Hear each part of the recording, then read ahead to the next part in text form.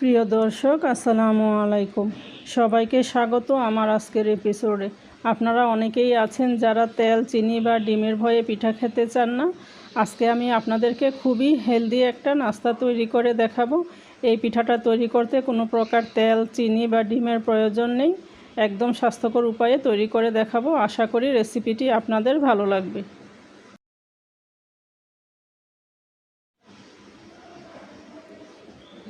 এখানে আমি 1 কাপ মুগ ডাল পানি দিয়ে ভালো করে ধুয়ে নিয়েছি। এখন এখানে আমি দিচ্ছি 2 কাপ দুধ। 1 কাপ মুগ ডালের জন্য আমি এখানে 2 কাপ দুধ দিব। এখন মুগ ডালগুলোকে এর মধ্যে দিয়ে আমি সিদ্ধ করে নিব।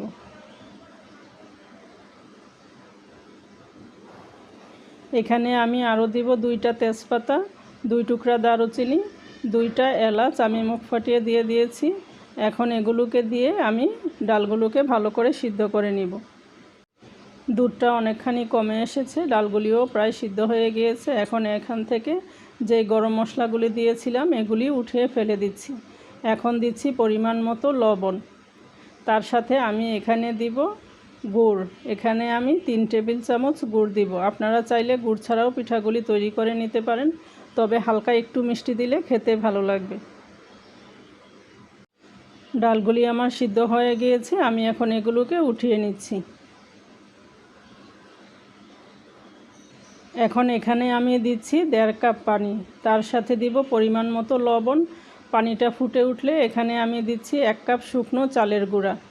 চালের গুঁড়াটা দিয়ে এখন চুলাটা কমিয়ে আমি ঢেকে রেখে দিব 2-3 মিনিটের জন্য। এখন এগুলোকে নেড়েচেড়ে একটা ডো তৈরি করে নিব। চুলার জালটা একদম লোতে রাখতে হবে, তা না হলে নিচে দিয়ে লেগে যাবে। আমি নেড়েচেড়ে ভালো করে চালের গুঁড়াটা সিদ্ধ করে নিয়েছি। দেখতে পাচ্ছেন আমার হয়ে এসেছে। এখন আমি উঠিয়ে নিচ্ছি। একটা প্লেটে নিয়ে এগুলোকে ঠান্ডা করে নিব। এখন আমি এগুলোকে ভালো করে মথে একটা নরম ডো তৈরি করে নিব। সাধারণত আমরা যেভাবে চালের রুটিটা তৈরি করি এর থেকে একটু নরম করে তৈরি করে নিব। এখন পরিমাণ মতো লেচি নিয়ে আমি পাতলা করে রুটি বেলে নিব। কিছু শুকনা চালের গুঁড়ি দিয়ে এর মধ্যে আমি রুটিটা বড় করে বেলে নিব।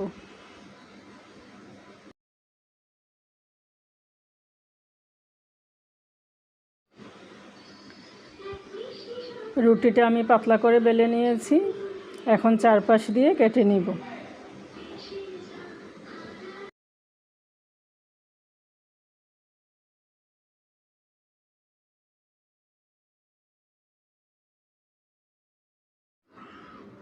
আমি যেই ডালের পুরটা তৈরি করে রেখেছিলাম ওখান থেকে পরিমাণ মতো নিয়ে এখন লম্বা করে রুটিটার উপরে দিয়ে দিচ্ছি।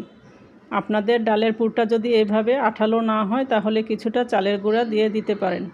দিয়ে মিক্স করে নিলেই হয়ে যাবে। এখন এখানে আমি কিছু ময়দা আর পানি দিয়ে একটা পেস্ট তৈরি করে রেখেছি। এখান থেকে এখন সামনের পাশে আর পিছনে লাগিয়ে দিব। এখন আমি এক পাশ থেকে ধরে মুড়িয়ে নিব।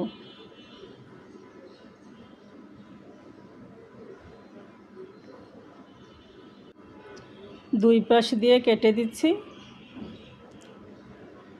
এখন এটাকে আমি 2 ভাগ করে নিব। উপর দিয়ে ছুরি দিয়ে একটু দাগ কেটে দিব, দেখতে ভালো লাগবে।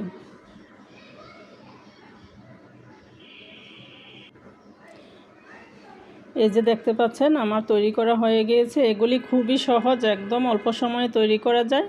2 পাশ দিয়ে একটু চেপে চেপে দিব যেন দেখতে ভালো লাগে। সবগুলি আমার তৈরি করা হয়ে গিয়েছে। এখন এগুলোকে আমি ভাপিয়ে নিব। চুলায় একটা প্যানে পরিমাণ মতো পানি দিয়ে দিয়েছি, তার মধ্যে পিঠাগুলো দিয়ে আমি 10 মিনিট ভাপিয়ে নিব।